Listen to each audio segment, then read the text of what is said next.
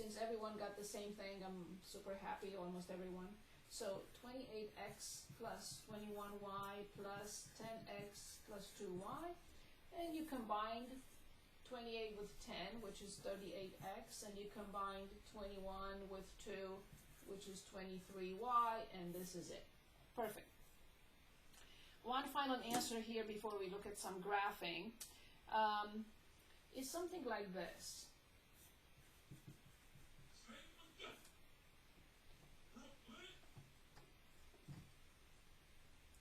So let me mute everybody so there is no background noise. Okay. So this is something totally different. See, I did not mention anything like this as a grouping symbol. So when we started, we talked about grouping symbols. And I only mentioned parentheses, brackets, and braces, which we did not really use. But this is not the same. This is not parentheses, this is not brackets, this is not braces, this is not a grouping symbol. Something like this is not a grouping symbol. It's a different type of symbol. Anybody knows what it means, and I will write it down in words? The place value? It's the absolute value. Thank you. That if the number is negative inside, it will switch to positive. It is a positive real number. So somehow it's correct. So it's what I meant to say is the so-called place value, but what it means is this is the absolute value of 3. So the absolute value of 3 is nothing else but the distance between 3 and 0. So 1, 2, 3, of course the distance is 3 units between 0 and 3. That's why the absolute value of 3 is 3. What is the absolute value of negative 7? 7. Yes.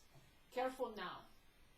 The opposite of the absolute value of negative 5. So what this is there is a negative 1 multiplied by the absolute value. You cannot distribute. We cannot distribute anything inside the absolute value. It's not a grouping symbol. So first we have to perform the absolute value or determine the absolute value of negative 5, which is 5. and then multiply the answer by negative 1. So then the final answer is Negative 5. yes. So it is absolutely true that if we have an absolute value is the distance, the answer is positive. Unless we have something else that appears in front or behind. It depends if it's multiplied. Okay? So be very careful. Coming back to our problem, I'm going to write it again because I ran out of room, of course, and you will see I always run out of room. Almost always. So let me copy the problem. 6, the absolute value of 7 minus 4 times 3 minus the absolute value of negative 2. Like before, I have to perform the multiplication and then 7 minus what I get. 6 stays outside. We know that it's a product. I have to copy 7. And now can anyone tell us 4 times 3 with minus in front? Negative 12. Very good. Minus. Can anyone tell us the absolute value of negative 2? 2. Very good. But I have to keep the minus because I cannot distribute. I cannot distribute at any point in time in absolute value. They are not grouping symbols. Good. Now I have to go back and perform this operation. 7 minus 12.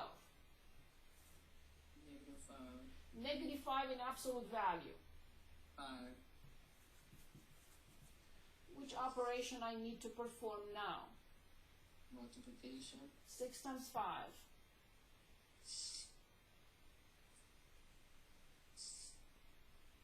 30. Minus 2. 20. That's it. So please remember this. And one more, and we get to graphing now. So let's take a look at 18x squared plus 4 minus bracket 6x squared minus 2 plus 5.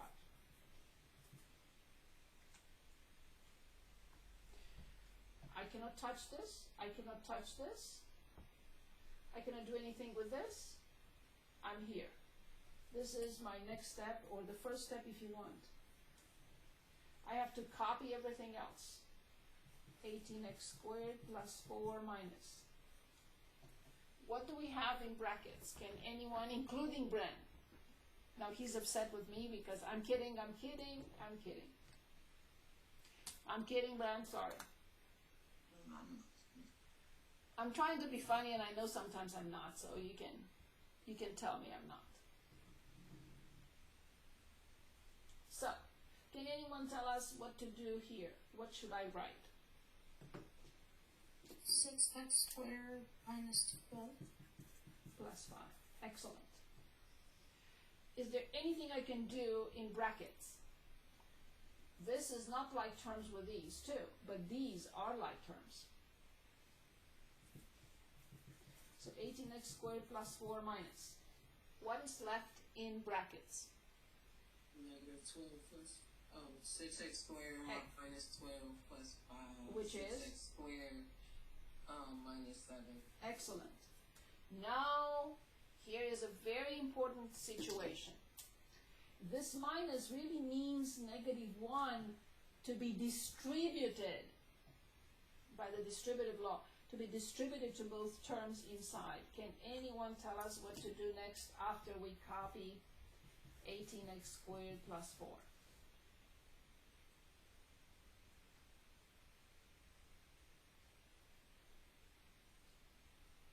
It would be 18x squared plus 4 minus 6x squared plus 7. Excellent. So please remember, we have to distribute to both terms, binomial, to both terms. We cannot pick and choose. Now I'm done with those brackets, parentheses, everything is gone. Do we see like terms? Yes or no? Yes. Perfect. So these are like terms, and these are like terms. So 18 apples minus 6 apples. 12. Very good. Perfect. 4 apples plus 7 apples. 11.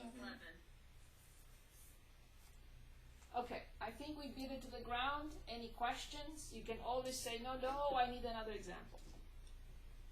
Are we okay? I want to share my screen and just show you under assignments. We have not reached the quiz yet. So, under assignments, so you go to assignments here. I go to this. So all these assignments appear to be due on September the 9th. No. So you should immediately start working on this. We have completed 0.1.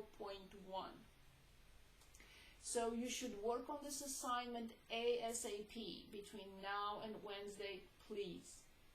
And the practice 0.1 between now and Wednesday, please.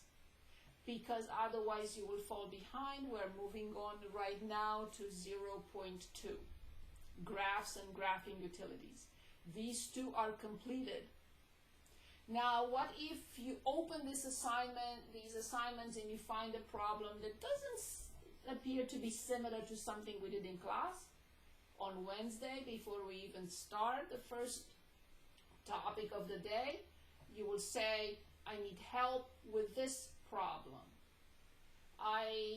It doesn't appear to be similar to what we did in class, which is possible. I haven't looked at each and every problem here.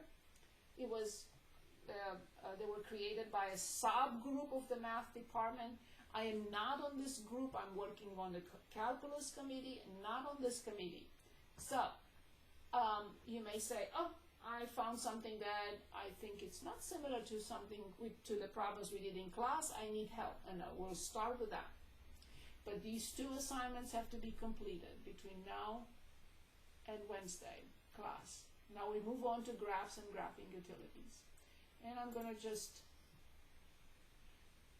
show you the graphing calculator. And we are going to look at some examples in a minute.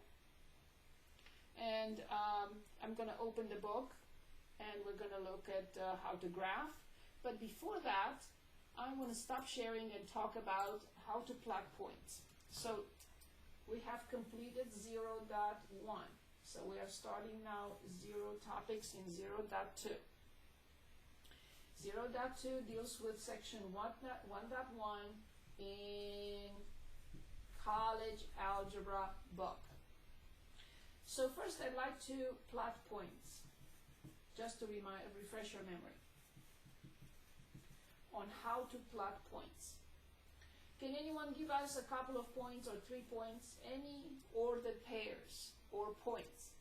Points or ordered pairs? Can anyone give us 3 ordered pairs that you would like to plot? 3, 2. Excellent. Use some negatives in there too. -4, 5. Okay, let's say -4, 0, so we have that. And -4, some other. 5. Perfect, excellent. So here's how we plot these ordered pairs. So the ordered pairs always are presented as x comma y. X is always first, y is always second. So on the coordinate system or Cartesian system,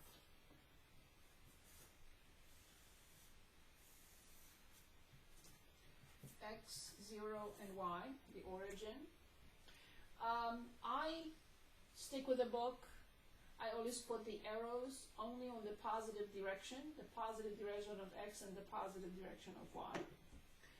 And the first ordered pair we picked was 3, 2.